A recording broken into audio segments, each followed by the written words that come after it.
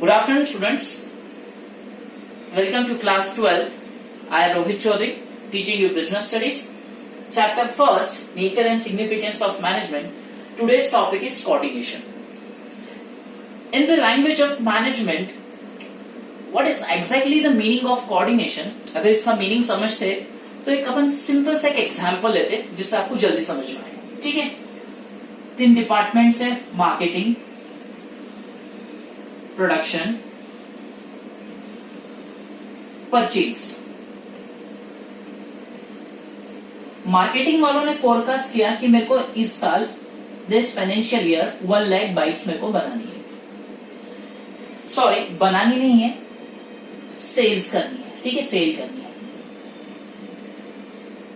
Marketing ने discussion किया production से कि हमको 1 लाख बाइक सेल करनी है. तो प्रोडक्शन ने बोला ओके, तो हमको 1 लाख रिलेटेड कितना हमको आउटपुट लगेगा, आउटपुट कितना लगेगा. ठीक है, for this output production department communicate with purchase department. तो परचेज डिपार्टमेंट देखा 1 लाख आउटपुट के लिए कितना रॉ मटेरियल लगेगा. Then communication between marketing, production and purchase department is known as coordination between the department. This is the exactly the correct meaning of the coordination. As per our definition or just meaning, coordination can be seen as systematic arrangement of various efforts. Systematic arrangement of various efforts means कि marketing, production, purchase. So these are the systematic arrangement of various efforts made by individuals. अब अलग अलग departments में अलग अलग लोग जो काम करेंगे. ठीक है, मार्केटिंग में बहुत सारे सेल्स एग्जीक्यूटिव काम करेंगे, प्रोडक्शन में अलग अलग प्रोडक्शन एग्जीक्यूटिव काम कर रहे हैं. ठीक है, परचेसिंग में कोई अलग अलग रॉ मटेरियल परचेस होता है, वो अलग अलग लोग काम कर रहे हैं. तो उनकी अपन बात करेंगे. For what? To achieve common organisational goal. Goal तो क्या है हमारा? ठीक है, कि बाइक्स हमको इतनी सेल करनी है, तो ये कॉमन ऑर्गेनाइजेशनल गोल है. This is exactly the meaning of coordination.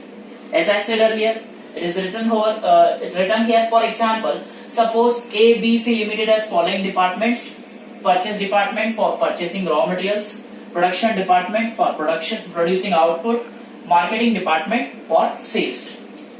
Now all 3 department managers need to collaborate with each other for effectively working of organization.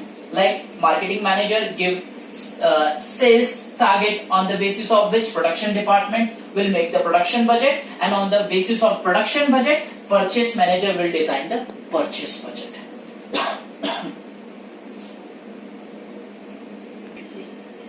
If it's a very important topic according to examination point of view, every year coordination पे question आता है. ठीक है, या तो कोई case study आती है तो direct आता है.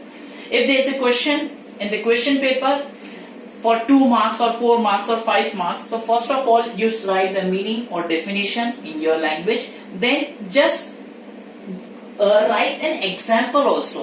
Examples gives the exact idea to the examiner. Then come to the next topic, nature of coordination, or in management we can also call features or characteristics. The first is integrates group efforts. Integrates group efforts means कि कोई कुछ अलग काम कर रहा है, कोई कुछ अलग काम कर रहा है. ठीक है, इनको अपन क्या करेंगे? इंटर रिलेट करेंगे. इंटर रिलेट कैसे करेंगे? जैसे अपन इसको समझते हैं. ठीक है, जैसे कोई एक सेल्स मैनेजर है.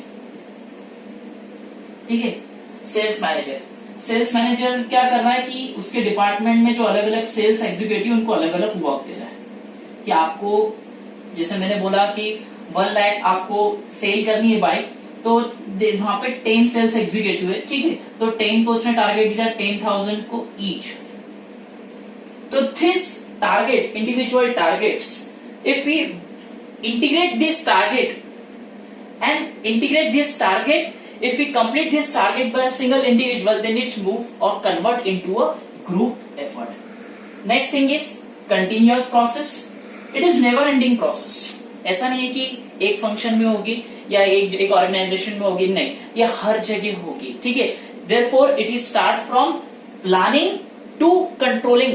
ठीक है, प्लानिंग अपने फंक्शन की बात कर रहा हूं मैं, और कंट्रोलिंग जो लास्ट फंक्शन है अपना, last function of the management. Then next one is pervasive. Meaning of pervasive is universal in nature, हर जगह पे. ठीक है, at all needed at all levels of management. At all levels of management, जैसे मैंने बोला कि टॉप लेवल पे भी हो रहा है, मिडिल लेवल पे भी हो रहा है और लोअर लेवल पे भी हो रहा है. Then next is responsibility of all managers.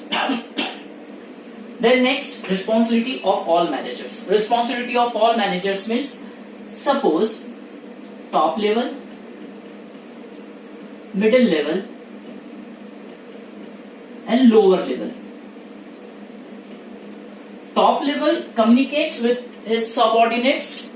For top level, subordinates is middle level. Middle level communicates with their subordinates and their superiors. Okay.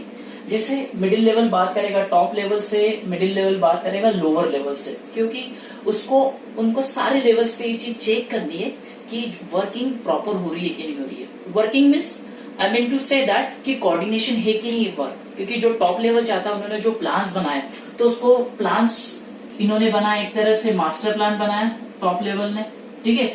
इन्होंने बनाया सपोर्टिव प्लान्स बनाए, और इस सपोर्टिव प्लान को अचीव करने के लिए लोअर लेवल वाले प्रॉपर कोऑर्डिनेशन कर रहे कि नहीं कर रहे, वर्किंग टाइम पे हो रही कि नहीं हो रही है. तो all these efforts are put in a single manner. The next is ensure unity of action. Ensure unity of action very simple. For example, जैसे हम एक बैंक में जाते हैं, ठीक है, जैसे मुझको लोन लेना है, तो वहां पे कुछ अलग अलग एक स्टेजेस होती है लोन लेने की. तो सबसे पहले वहां पे कोई क्रेडिट मैनेजर बैठा है, मेरी उससे बातचीत हुई, सर मेरे को इतने लाख का लोन चाहिए. उसने बोला ओके सर. देन नेक्स्ट मैं यहाँ पे फाइनेंशियल मैनेजर के पास, तो फाइनेंशियल मैनेजर ने क्या किया, मेरी क्रेडिट वर्दीनेस चेक की कि भैया इसकी इतनी है कि ये इतना बड़ा लोन ले सकता है. Then next thing, their approval उसको मिल गया फाइनेंशियल मैनेजर से. फिर उसके जो उनके सबऑर्डिनेट्स होते हैं उस डिपार्टमेंट में, उनके पास जाते हैं कि चलो लोन की प्रोसेस पूरी हो गई. एग्जैक्टली हो क्या रहा है, we are giving the services to our customers. वो क्या कर रहे हैं, मुझे सिर्फ एक सर्विसेज दे रहे एक तरीके से, बट गोल क्या है, एक ही है ना. एक्शन क्या हो रहा है, unit of action is just loan providing, loan provide करना है. Then next is deliberate function. Very important function. Deliberate function means it's the soul of the management, is the soul of the organisation. अगर मैं बात करूं कि अगर coordination को अगर मैंने हटा दिया, ठीक है, कोऑर्डिनेशन को फंक्शंस के मैनेजमेंट में से हटा दिया, तो it's unavoidable waste. Unavoidable waste means कि हम सोच नहीं सकते क्या होगा अगर प्लानिंग वाला ऑर्गेनाइजिंग से बात नहीं करेगा, ऑर्गेनाइजिंग वाला स्टाफिंग से बात नहीं करेगा, स्टाफिंग वाला डायरेक्टिंग से बात नहीं करेगा, डायरेक्टिंग वाला कंट्रोलिंग से बात नहीं करेगा, तो हाउ इट इज पॉसिबल.